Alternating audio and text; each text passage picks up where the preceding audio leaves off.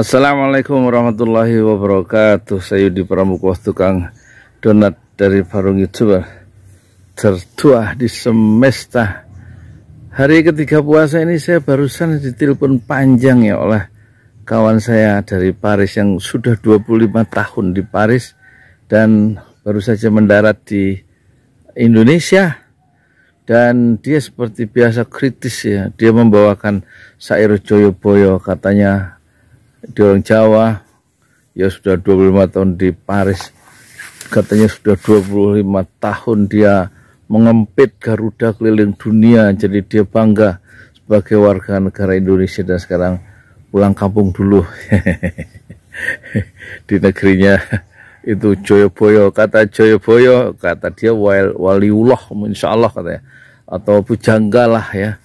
Jadi satu hari, satu masa nanti anak cucu saya, kata Joyoboyo itu, akan menemui zaman edan.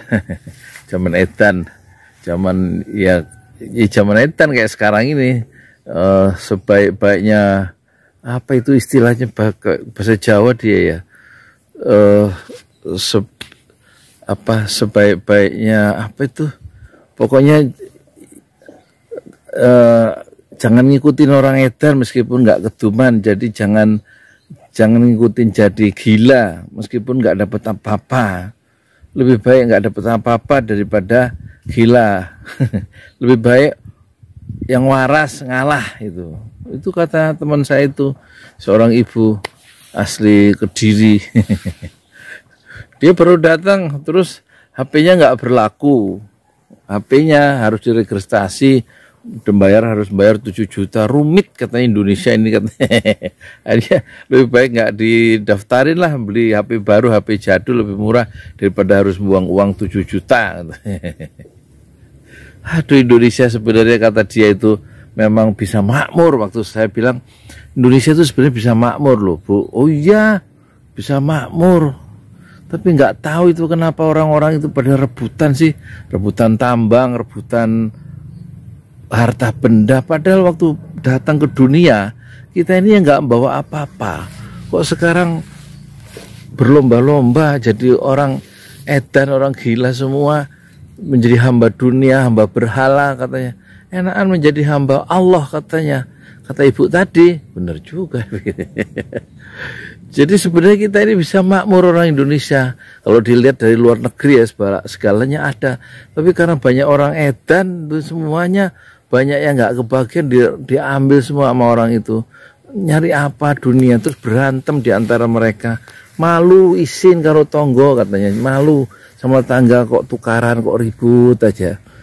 Malu sama tetangga itu malu sama orang luar negeri. Kok orang Indonesia itu pejabat-pejabatnya itu berlomba-lomba mengejar dunia, terus berkelahi, saling, ya begitulah ya. Jadi pakai bahasa Jawa saya banyak yang nggak ngerti. Dia mengungkapkan syair-syair itu, syair-syair dari pujangga Joyoboyo. Ya kemarin juga itu di depan rumah saya itu Pak Junaidi tukang PMP, kita diskusi. Saya tanya berapa penghasilan PMP waktu bulan puasa, dia bilang drastis. Biasanya kan dapat 250.000 ya. Ini nanti ada kaitannya dengan zaman edan ini nanti. Drastis turun, tinggal 100.000 dari berangkat dari jam berapa, jam 3 atau jam 4, nanti pulang jam 7 katanya. 100.000. Terus saya bilang ya jangan diubah ini, jangan selama bulan puasa jangan PMP, tapi es. Oh iya, dia juga pengen jualan es, tapi modalnya katanya berapa modalnya? Ya 300 sebenarnya. Terus saya bilang ini, terus akhirnya saya tambahin 200. Dia tadinya mau nolak itu, dia nggak mau. Terus ya setengah saya paksa, akhirnya dia terima. Nanti dengan 300 hari ini mau ngubah item bisnisnya jadi es buah naga, beli berapa kilo katanya, terus pakai jelly. Nah, jadi untuk rakyat bawah itu ya, hidup tuh sulit loh sebenarnya ya.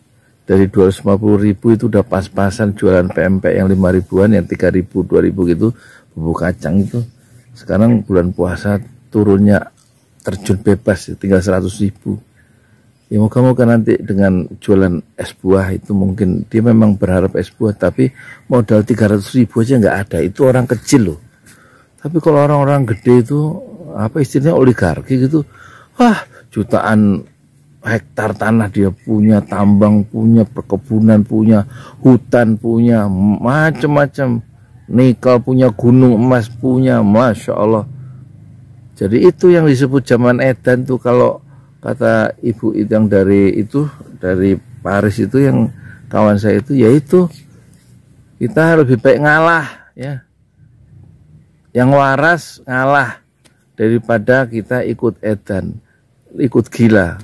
Nggak keduman nggak apa-apa, nggak dapat bagian nggak apa-apa, yang penting tetap punya kewarasan akal ya. Istilah Rocky Gerung, tetap terjaga akal sehat kita, nggak usah ngikutin orang-orang yang hamba dunia itu. Lebih baik jadi hamba Allah, kata ibu yang memberikan kuliah saya pagi-pagi dengan tingkat tinggi itu ya, nasihat-nasihatnya. Dia mengutip bolak-balik Joyoboyo. Jadi memang Indonesia ini sekarang udah memasuki era baru, zaman edan, zaman gila. Lebih baik kita menjadi orang yang tetap waspada, tetap eling, nggak ikut gila ya, yang waras ngalah ya. Dan orang-orang yang gila itu hamba dunia, malah hamba berhala. Kemarin malah undang apa dalam balapan motor kemarin, kok harusnya jadi hamba Allah kok ngundang berhala untuk menurunkan hujan itu. Gimana sih Indonesia ini, kata dia. Sebenarnya kita bisa kaya raya, bisa makmur sejahtera kalau pemerintahnya itu betul-betul kembali menjadi hamba Allah ya, bukan menjadi hamba dunia atau menjadi hamba berhala. Sekarang misalnya akan ada rencana untuk apa namanya, saya dengar itu di media, di TV apa di mana itu, tukang apa, akan ada subsidi minyak goreng. Subsidi minyak goreng 300.000 sebulan selama 3 bulan. Mei apa April Mei Juni apa 3 bulan lah, 300.000. Padahal 300.000 kata tukang minyak goreng yang diwawancara wartawan TV mana itu, 300.000 mah katanya buat goreng sehari. Padahal naik minyak itu ya nggak turun lagi kan, dari 14 menjadi berapa itu, jadi nggak tahu lah, naik bisa dari 14 menjadi 24.000 minyak curah, jadi 2 liter jadi 48.000 misalnya, itu kan mahal tuh. Terus yang 15.000 yang 2 liter itu, 2 liter 30 sekarang 52.000, kan naiknya 2 liter sampai 22.000, itu kan gila-gilaan tuh. Jadi pemerintah nggak bisa tuh menguasai apa aliran apa namanya distribusi minyak yang bisa membuat rakyat itu lebih sejahtera. Nggak bisa dikendalikan harga minyak. Sekarang kemarin naik minyak apa namanya itu, Pertamax apa itu, saya juga nggak tahu itu. Naiknya banyak juga itu, ngeluh kiri kanan. Terus bentar lagi naik gas, masya Allah, naik gas yang 3 kilo. Terus BPN naik 11%, nanti kata para ahli itu memicu kenaikan harga-harga yang lain. Terus sebenarnya pemerintah ini diadakan untuk apa sih? Untuk membuat rakyat itu pada protes tiap hari? Apa rakyat tuh kalau bisa sejahtera kan enak sebenarnya? Pemerintah tuh yang dipikirin pemerintah tuh apa sih? Orang-orang di pemerintahan itu kan saya lihat orang-orang yang duitnya itu miliaran ya.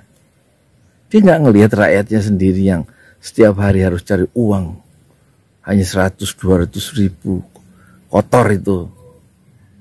Nggak ngelihat ke situ apa ya, masya Allah.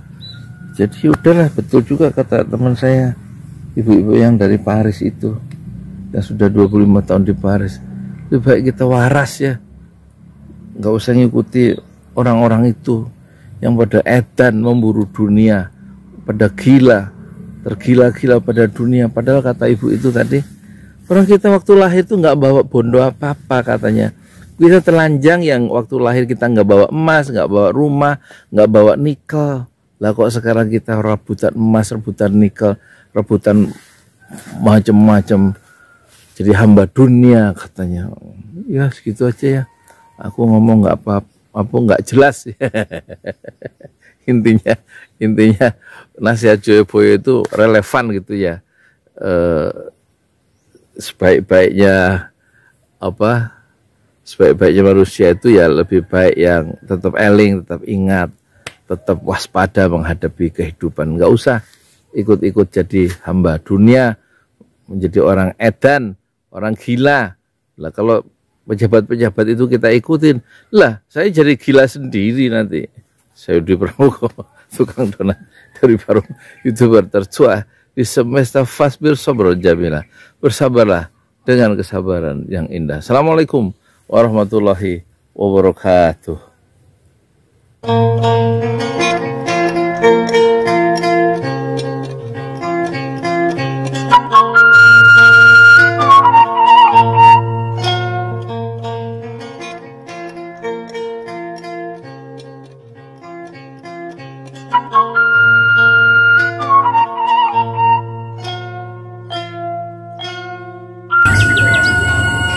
Assalamualaikum warahmatullahi wabarakatuh. Inilah lokasi Masjid 6 Syuhada di atas tanah wakaf Haji Parama Atas, luas 120 meter, terletak di Kampung Tajur, RT 06 RT 04, Desa Pemagarsari, Kecamatan Parung, Bogor, Indonesia. Ini tiang pertama 4 meter dengan cakar ayam, ditanam 1 meter ke dalam tanah. Kemudian ini tiang yang kedua yang sudah dikerjakan. Ini tiang ketiga, keempat,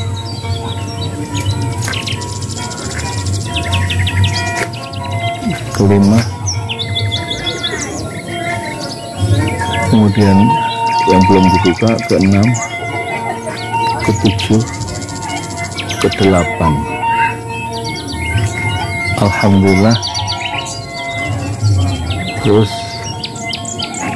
ke-9, ke-10, ke-11, dan terakhir yang sudah dikerjakan ke-12. Dari rencana 16 titik tiang, masing-masing setinggi 4 meter untuk 2 lantai, dan ukuran masjid ini di lantai pertama 6